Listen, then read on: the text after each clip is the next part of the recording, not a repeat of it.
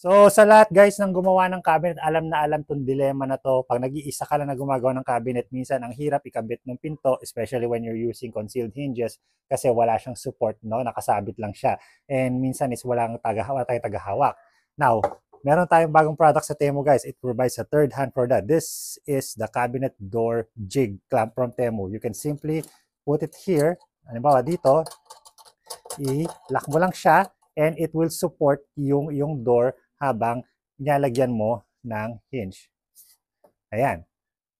No? Which is just a very simple solution pero very game changer siya para sa lahat ng mga gumagawa ng mga cabinets, especially if you're just DIYing stuff, no guys. So kung interesado kayo dito, it's available on Temu on this link. And you can download yung Temu app gamit yung link na ito para makakuha ng 2,000 peso coupon bundle. Gamitin ang code na ito sa checkout para makakuha ng 30% discount for new app users.